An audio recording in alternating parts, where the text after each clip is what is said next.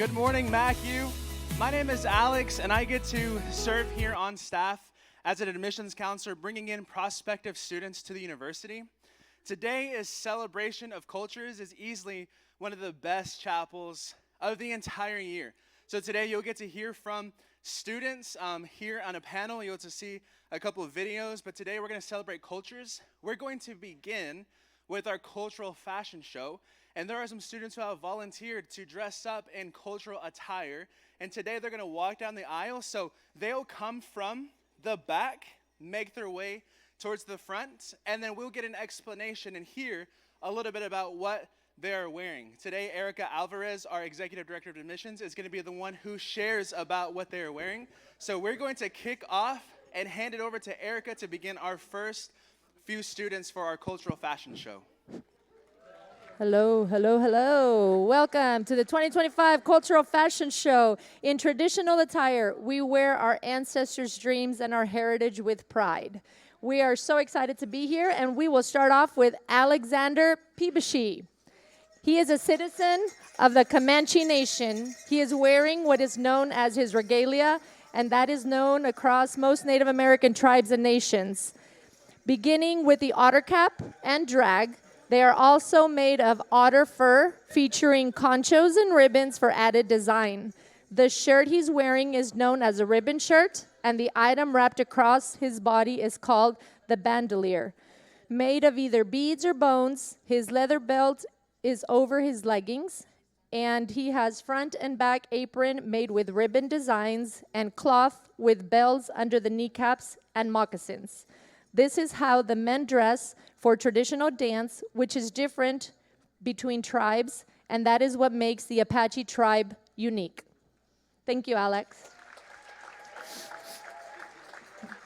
Up next, we have Carlos Robles and Maria Escobedo, who are wearing traditional mariachi attire known as the traje de charro. The traje de charro is one of the most iconic symbols of American culture and pride. The mariachi outfit traces its roots to the charro, the traditional Mexican horseman.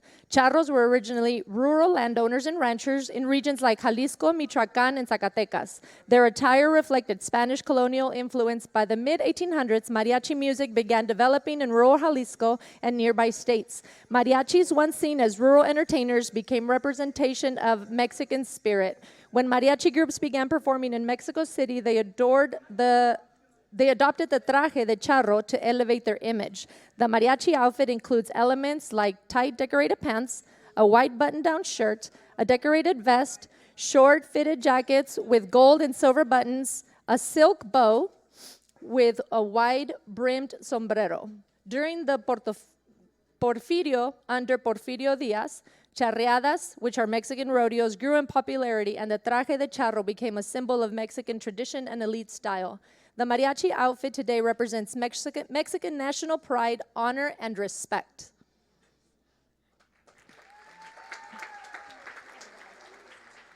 Shaylee de Leon is representing Guatemala. She is wearing a traditional clothing piece of the indigenous women communities of Guatemala. The most common component of the woman's traje are the huipil, which is the blouse, the faja, the belt, and the corte, which is the skirt. Mayan textiles are famous for their vibrant colors and featured various motifs like geometrical shapes, including diamonds, stars, and zigzags, or more natural motifs like plants, flowers, insects, and animals. Each of the symbols, of which there are many, has their own meaning within the Mayan culture. For example, zigzags represent volcanoes and mountains. A diamond shape represents the four corners of the universe. Flowers represent fertility or new life. And the tree of life represents the life of man.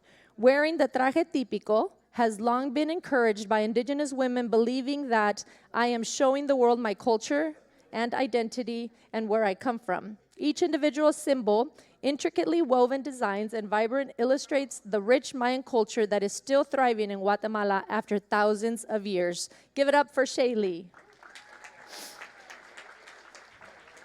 Up next, we have Zoe Grundle. She is wearing a traditional dirndl. The term dirndl originally meant young woman in Bavarian, Germany. Over time, it came to refer to the style of dress that these women wore. The early dirndl was simple yet functional, made from sturdy fabrics like linen or wool, depending on the season. These clothes are traditionally worn in Germany to represent Bavarian culture. They were traditionally made for working class people, but were soon adopted by the upper class and became more well known, as people began wearing them for special occasions and festivals, one of those being the famous Oktoberfest. Give it up for Zoe. Up next, we have Ivy Moffat representing La China Poblana. The China Poblana dress is one of Mexico's most famous and beloved traditional garments, a vibrant symbol of Mexican identity that beautifully blends indigenous, Asian, and Spanish influences. The outfit is a white embroidered blouse, la blusa, often made of cotton or lace, a colorful skirt, la falda, made of silk or satin, richly decorated with sequins, beads, and embroidery, especially motifs like eagles, stars, and flowers. A shawl or rebozo draped over the shoulders, blending indigenous and Spanish influence. The look became especially popular among mestizas, which is mixed heritage women, who were strong, confident, working-class women in colonial cities who embodied independence and charisma. The word China is Mexican. In Mexico, came to refer to these spirited mestiza women who were admired for their beauty and sense of identity, similar to the charro. Thank you, Ivy. Ready? Okay. Jonathan Figueroa is wearing a traditional poncho and the sombrero charro. The poncho is one of the most iconic garments of Latin America.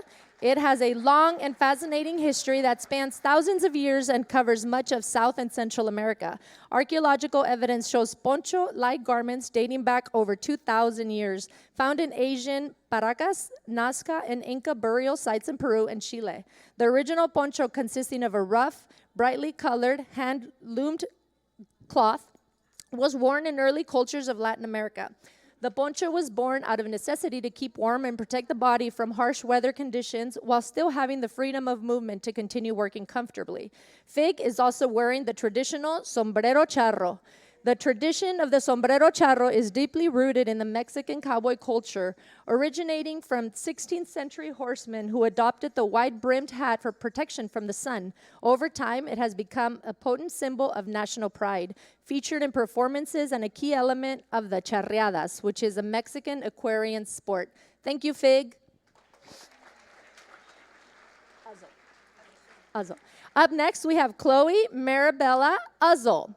She is a senior at Norman High School and is wearing the traditional Panamanian folkloric dress. The Panamanian skirt, or pollera, originated from the white Spanish women's dress of the 17th century. It is considered one of the most beautiful folkloric dresses in the world. The cost of wearing a pollera and its accompanying accessories can range anywhere between $500 to $10,000. There are many types of luxurious polleras, such as polleras marcadas, polleras talco en sombra, talco al sol, bordadas, and surciadas. In this case, our model, Chloe, is wearing a spectacular white pollera composed of two parts, a blouse and a long skirt called the pollerón, adored with delicate lace and braids. Chloe complements her outfit with bellotas, ribbons, and matching shoes. She also wears a thin petticoat, also known as en agua. On her head, she displays tembleques made of the fine white pearl, gold peinetas, and elegant sets of jewelry. Adorning her head are shimmering tembleques of fine white pearls paired with ornate gold peinetas and sets of jewels. The Panamanian pollera is more than just clothing. It is a symbol of national identity, craftsmanship, and feminine elegance, proudly worn to celebrate Panama's rich cultural heritage and traditions. Thank you so much, Chloe. Up next, we have Rosalyn Vera and Carlos Lobo, who are wearing traditional Venezuelan attire. Rosalind is wearing a style of pollera, which is a long dress with a full flowing skirt and blouse, often worn off one or both shoulders. The pollera is often decorated with lace and embroidered with a large ruffle at the neck. The traditional Venezuela dress is an important part of the country's culture and history, blending influence from indigenous, African, and Spanish traditions in a Caribbean style. Rosalind is wearing one of that represents the color of stars of the Venezuelan flag. Carlos is wearing the liki liki, which is a form of men's traditional suit worn in Venezuela. It consists of a high-collared jacket buttoned all the way to the neck, matching trousers, and usually paired with a llanero hat. Thank you, Venezuela.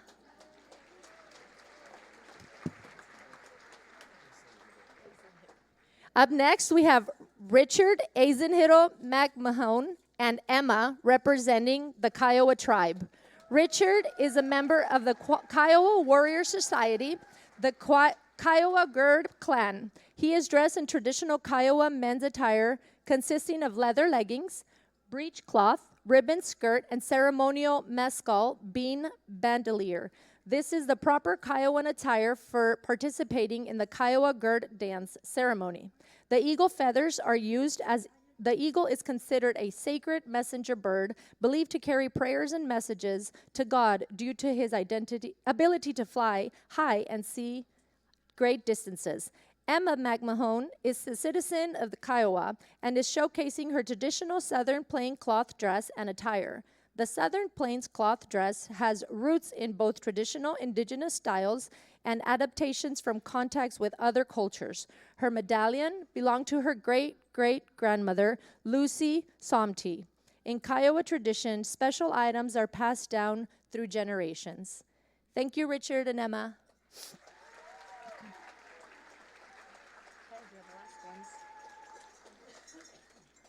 Up next, we have Sina Willis and Isley Samuelu. Sina is representing the American Samoa Islands, and Isley is representing the island of Samoa. Sina is wearing a traditional Samoan dress called the puletasi, a beautifully and culturally significant traditional Samoan outfit for women worn across Samoa, American Samoa, and other Pacific Island communities. It represents elegance, identity, and respect, and like many Polynesian garments, it reflects cultural tradition.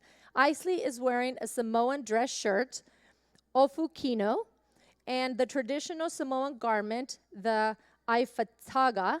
The aifataga, pronounced is a traditional Samoan men's garment, blending cultural heritage with modern practicality. It is an important part of the Samoan formal wear, worn proudly in Samoa. Both are wearing Samoan necklaces. For Sina, ulanifu, traditionally made from the teeth of whales and symbolizing wealth and status. And for Isley, ulapua, traditionally made from coconut kui, symbolizing respect and beauty. Give it up for Ice and Sina.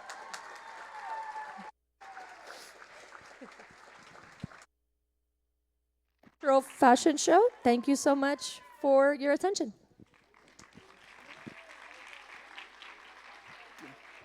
Hey, let's give it up one more time for our participants. That takes a lot of courage.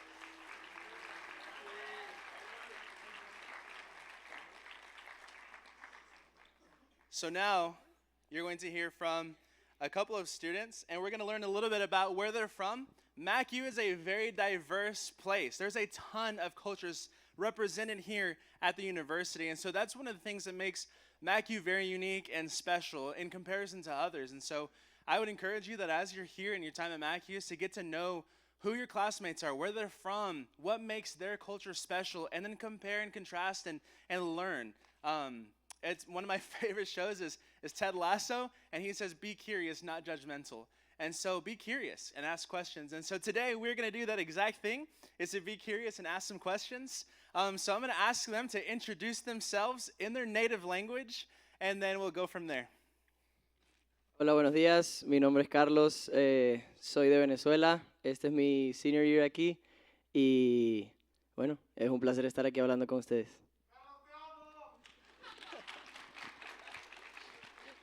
Hello, my name's Toby Lansdowne. I'm a senior from England.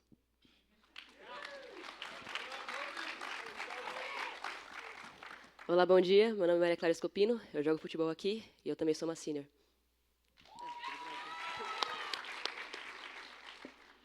Bonjour, moi c'est Zoé. Je suis une junior ici et je viens de France.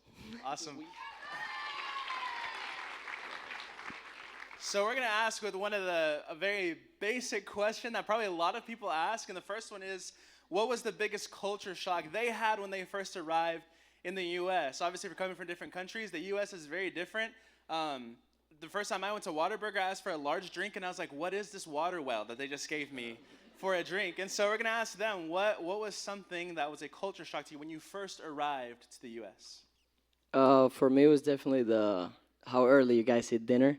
For us, we usually eat like at 8, 9 p.m., but here they told me the cafeteria was open like at 5 p.m., and I was like, I finish eating and then I go outside and it's still daylight. For me, was a shock, but I got used to it though. So when I first came out, I moved into Texas. So seeing all of the cowboys and all of that stuff was a big culture shock to me. And like Alex said as well, the food portion sizes is good price for your money. So. So for me, it was the fact that you need a car to drive everywhere here. In Brazil, it's very common just to go walking or take a bus to go to places. And here, since everything is quite far, not having a car was kind of a struggle for me. So if you have an international friend, just give them a ride. They will appreciate it a lot. For me, it's kind of like a mix of everything. Is the fact that everything was so big, all the stores, the car, the roads. Everything is just huge. And yeah, when you go to eat, the large sizes are like the small sizes in France. So it's like. Yeah, that's awesome. We get to celebrate. We just did Halloween and trunk or treat, and so I'm sure you guys all had a great time. Thanksgiving is coming up. Thanksgiving break is right around the corner, and then soon we celebrate Christmas. So in Venezuela, the UK, Brazil, and France, what is your favorite holiday or tradition from back home, and how do you celebrate it? For us, it's definitely Christmas. I think it's a time where we kind of get together, all the family, maybe family members that you didn't see throughout the year. You just go together and eat some. We have like food that is specifically eaten in December, like hallacas, pan de jamón. So we just cook it and then come together and we celebrate as family. Yeah, so similar with me as well. Christmas, getting the family together, celebrating your achievements throughout the year, a day of thanks, and opening presents and enjoying good food. I think the most famous one is Carnival from Brazil. If you watch that movie, Rio, you probably know what I'm talking about. But personally, I like Festa Junina better. It happens in the middle of the year for us, which is winter. So we usually do bonfires, we serve popcorn. It's like a countryside festival, I would say. So I like that one. For us, it's definitely Christmas too. It's a moment that you spend with your family. You just eat good food during 2-3 days in a row, and you just, you cook, you are with your family, and that's all what matters.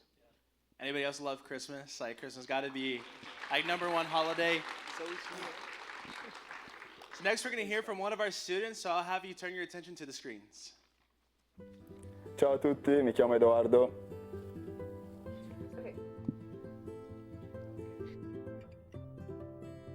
Back home, the weather is pretty nice. I'm from the top north of Italy.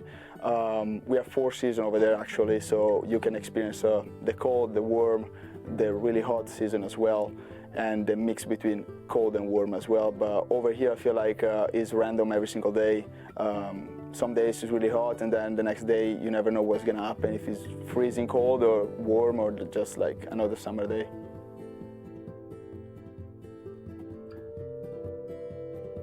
Something unique about being Italian is that you can eat pasta every time of the day.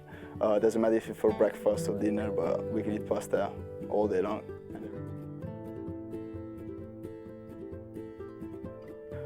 So in Italy, it's not always about Fashion Week or like we see in the movies about Milan, but we have the countryside as well. So something really unique about Italy is that each region where we live is completely different. So I live in Veneto, which is the region, and I live in the city called Padova.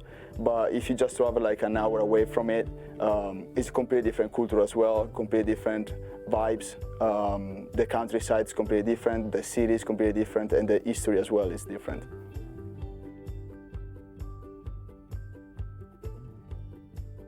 The first thing you should do, you should go to Venice. I mean, it's literally a city floated in water, so I think it's pretty cool, and not just because that's where I'm from, but even because like it's pretty cool, a lot of history, great people over there, and then you cannot drive over there, unluckily for you guys American, but you gotta walk everywhere.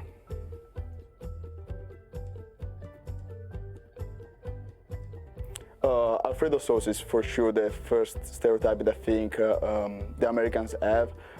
Actually, Alfredo sauce is not Italian. We don't have it. You're not gonna find it.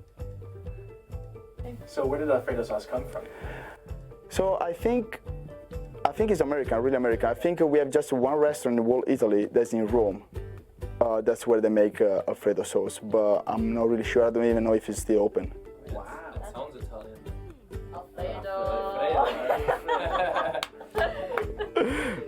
Is there anything like Alfredo sauce that you can find? Yeah, you can find like white kind of pasta, like, but we call it like panna. Okay. So it's coming from cheese as well, but it's different. I did not know that. Okay, so the strange thing that I saw here for the first time in the United States was the refill at the restaurant. I think that was pretty cool, and they're really challenging to see in the beginning, because in Italy you will never see anything like that. And at the same time, correlate to that is the water is free over here at any restaurant, which if you go to Italy you have to pay for all the glass of water that you drink. And another strange thing that I saw the first time that I came over here was going to the bank, and if you have cash, you kind of put inside a capsule in a tube, and the tube goes inside the bank, which I thought was really cool.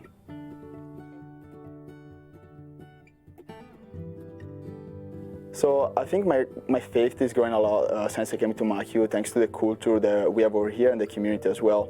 I think here everyone is well accepted, and then it's kind of like a progressive growth for me, where every single day talking to people just around MACU, and to students, to coaches, to people working as well, that help me take me a step closer to God every single day. Italia è casa, MACU è casa. Hey, shout out to Edo for doing that video for us. One of the things that you'll get to experience today is different foods from different countries in the Student Center. And so, speaking of food, Carlos, what would you say is your favorite food from Venezuela? Definitely the arepas. I always have a hard time explaining what an arepa is, but it's basically like a cornmeal patty that you can fill with like cheese, avocado, you name it. You can eat it for breakfast, lunch, and dinner, so that's why I love it. I'm just going to say, not all English food is bad. But typically for me, a roast dinner, historically it was like a typical farmer's meal, eating your own produce, and now we just have it on a Sunday, really. Well, I love pão de queijo. It's basically a cheese bread bite.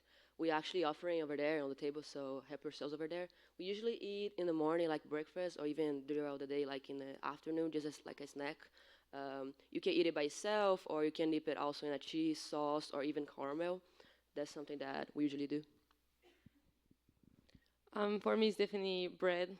It's just not an option in the table. It's always there in the breakfast, lunch, dinner, and any type of pastries. I tried. I gave a lot of opportunities here, but none of them were like home. Obviously, you guys heard them introduce themselves in their native language. Toby's obviously very similar to the U.S. But the question that we're going to ask now is, are there any phrases or expressions in your language that don't really translate into English but have a special meaning? I mean, there's a lot, but we have chévere. That's not really a word. Like, it's not in the dictionary, but it means like cool. But it has like a different like I don't know. It's like that feeling is hard to capture when you say cool here. And then the other one is echarle bola. If you translate it to English, it's like you give a ball or something, but it actually means to work hard. And I mean, I love that one. Yeah, I found this one a bit harder. But like individual words like rubbish meaning trash, and then our biscuit is different to your biscuit, and cookie and everything like that. It's a bit complicated with that. But.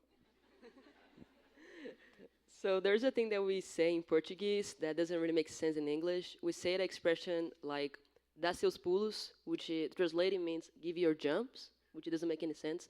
But basically what we mean by that is like That's seus pulos, like find a way to solve a problem or just, do something to figure it out. That's seus pulos.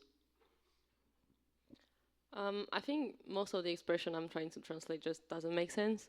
But the most important thing is, I think it's in French, we use a lot of words that just don't even mean anything in French either. It's just we use it, like we just use it whenever. Like if we do something, we'll just like make a sound, if that makes sense. I would say like voila or like up, just for doing something. Yeah. And yeah, we're really like facial expressions a Here in lot. Oklahoma, they say that too. Yeah. Right? Like it's very common to that. In a lot of Hispanic families in the Mexican culture, they would say ponte las pilas, which translates to put on your batteries. I don't know about you, but I don't have batteries to put on. But it's one of those expressions that just don't translate as well. We have another student who we did a video for, and so if you guys turn your attention to the screen, we'll see the next student. Hola, soy Sara.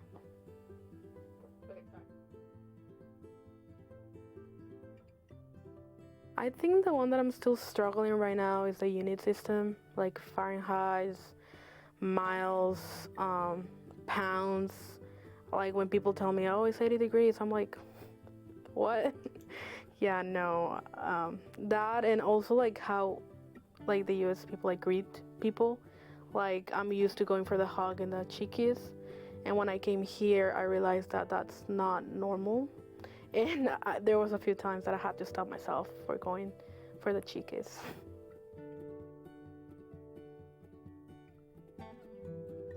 I think that we're super welcoming. We like making people feel like they're at home. We like to share our food. We share stories. And I mean, there's a saying that I think a lot of people know, mi casa es tu casa, and we truly mean that. So one that is actually happening tomorrow, so from November 1st to November 2nd is Dia de los Muertos, which is Day of the Dead, which might sound sad, but it's actually a pretty special tradition that we do. We come together and celebrate and think about our loved ones that are not with us anymore. And we eat pan muerto, which is like a sweet bread, and we just have a good time remembering our loved ones.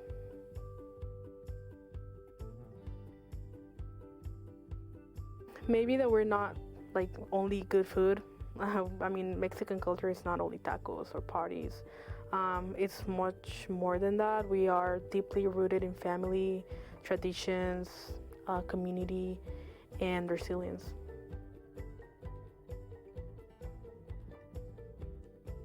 I mean, there's a lot of stuff to do in Mexico. I mean, pretty common to go to Cancun. And we do have one of the seven wonders, one of the pyramids. There's just a lot to do, but if you ask my personal opinion, I would say in Monterrey we have Parque Fundidora, which is a massive park, and there's a lot of stuff to do. You can ride your bike, you can rent a boat, we have a lake, there's restaurants, there's just people having picnics. It's just pretty fun, and there's just a lot to do. There's probably more stuff to do, but I just don't remember right now.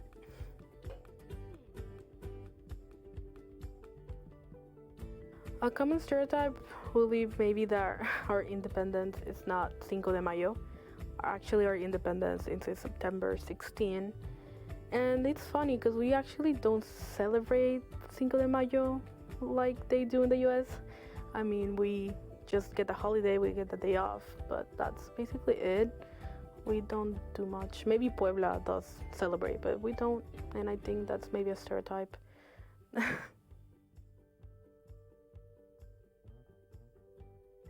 I mean, they're not a thing, but my family for sure. Just having with me here in the US, and also my dog, Luca. That's something that I'll definitely want with me all the time.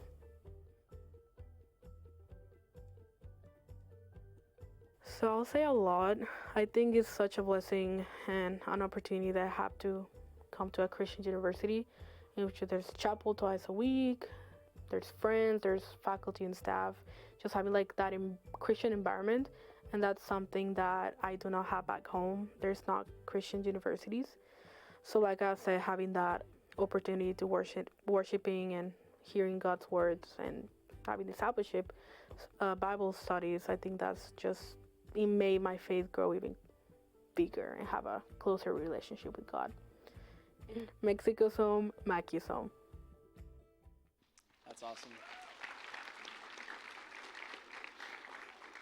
All right, what is one of your favorite things about your culture? I think Venezuelan people are very welcoming. We are very family oriented. We love to be together. You spend some time together, and also, I mean, if you don't know, Venezuela's been going through a rough moment for the past 25 years. But no matter how tough the moments are, if you ask a Venezuelan how are they, they're gonna say they're great, and that's something I love. It's always positive. For me, I would say our history, how such a small country can have so much influence on the world, and now how England have incorporated all of those cultures into one small country. I just love how we are such a passionate nation. Everything that we do with care and love. I have to mention Brazilian sports, not necessarily soccer, which where we know the most, but sports in general. It's very common to see like a Brazilian player stand out, not necessarily for being the best, but just because they represent the country with excellence. For me, I'm usually sad when I hear that people think that French people are not nice and not really welcoming, because they usually just go to Paris, and I'm not from there, and I agree with you. They're not nice and they're not welcoming. So I'm sad when I hear that, because like if you go all over France, you will see that people are just happy to have you there and love sharing cultures. So if you go somewhere, just don't go to Paris. And I think also I really like our landscapes are really beautiful, and I think we really know it and we care about it, and I really like that about our culture. We don't use all the plastic that people use in here and things like that, and I really like that. All right, so if we were to visit Venezuela, what would you say I'd have to go see or do? I mean, the capital is Caracas, but if you want to see like amazing stuff, you should go to Los Roques. If you like, you know, islands, the beach. So they're basically like a group of islands with like crystal clear water. So it's amazing. If you like, like something different, you can go to Merida. It's like mountains, cooler weather. If you want to see like snow and stuff. We also have the longest cable car up there. And then the Angel Falls, I think you guys know it is the biggest waterfall in the world. It's just beautiful out there. What about in the UK? I'd recommend not going to the beach. But then the standard things like going to London, seeing all the sights, and then near where I live, there's lots of castles, so I'd say recommend going to that. And then doing a tour on the London Red Bus, that's pretty fun, and going to watch a proper football game. All right, in Brazil? Okay. Rio de Janeiro and São Paulo are the most famous spots, but Brazil is so huge, so it's hard to pick one. I feel every state has its unique future. So I would say maybe in the north of Brazil, like Salvador or places like that, it's very famous for a more tropical landscape. But even the south of Brazil, there are also so many beautiful things to see. And in France? Well, obviously going to Paris, like 2 or 3 days, it's still pretty. But then I think it's really important to go kind of everywhere in the country because, like, for example, the mountains are like really nice and the south is really, really pretty too. And I think the most important will be going in more smaller towns to kind of really meet with the actual people and not going being just with the touristic people and eat food from everywhere you go because wherever you go is really different and it's really good everywhere. So That's awesome. We have one more video to show, and so I'll have you guys watch the next one. Hallo, mein Name ist Elias Hirt.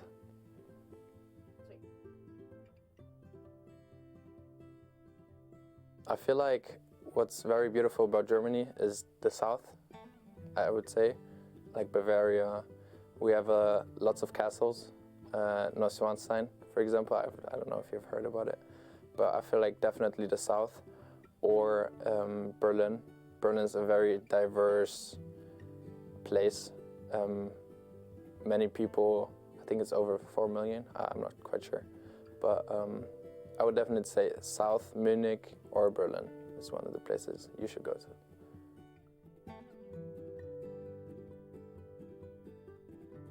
My little brother, most probably. We have a very strong bond. He's 10. He just turned 10 this year. And yeah, I would definitely bring him back as he really likes US. I mean, he only knows it from YouTube videos, but he would love to come here. And yeah, I would love to bring him here and have some experiences with him.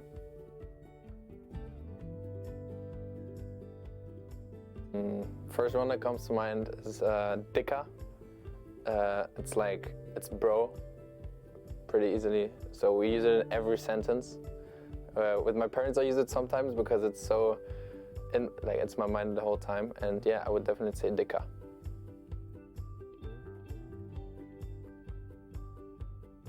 I feel like how open the Americans are, asking you how your day was, even though I have never met them.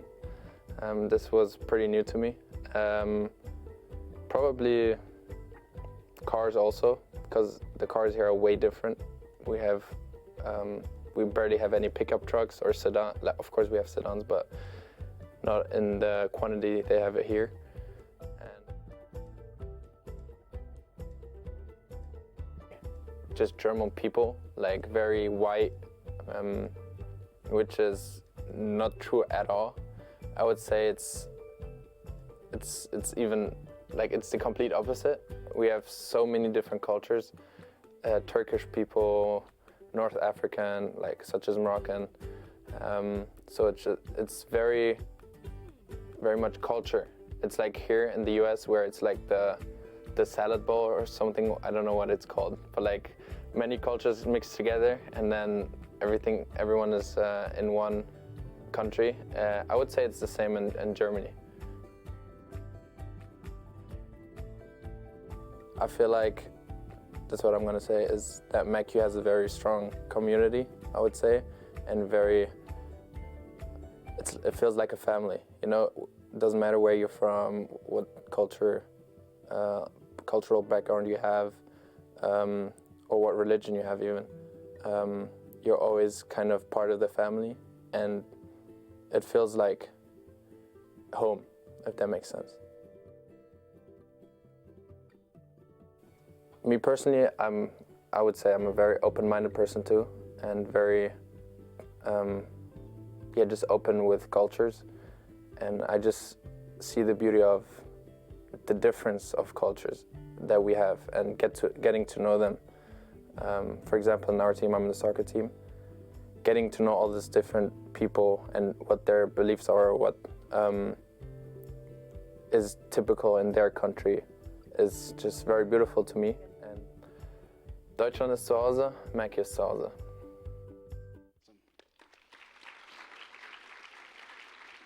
All right, final question. What's something that you'll really miss about MACU once you graduate? Well, as Elias said, the community. Since I got here, it just felt like home.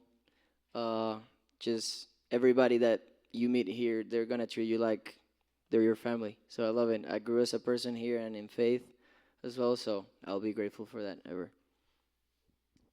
Yeah, I'll miss all my teammates and the coaches too. And the main thing would be the MACU admissions office. So.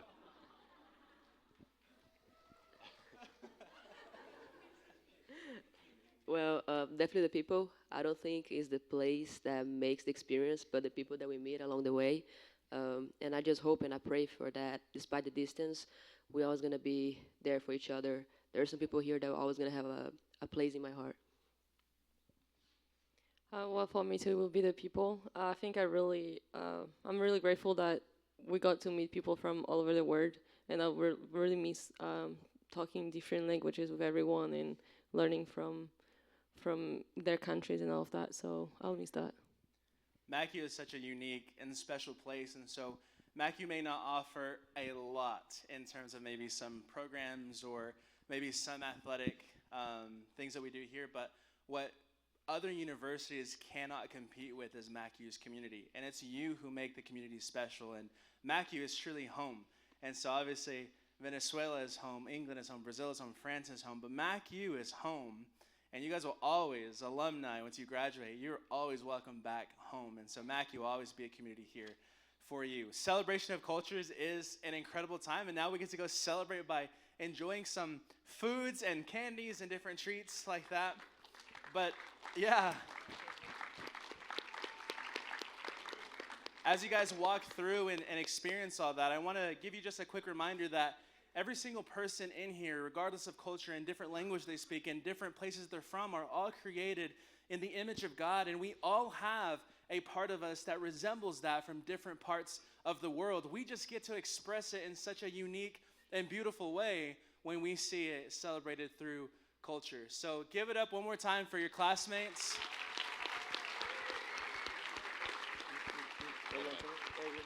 And then I'm going to pray for us, and then you guys head over to the Student Center and experience some incredible items. God, thank you for this time that we get to celebrate cultures and to celebrate what makes MACU unique.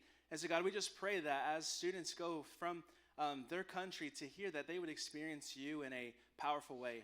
God, we thank you for every student that's here, every culture that's represented. And God, we thank you that we are made in your image. God, we pray that you would be with us as we go through the rest of this day and the rest of our semester, and pray that you bless our time in Jesus' name. Amen.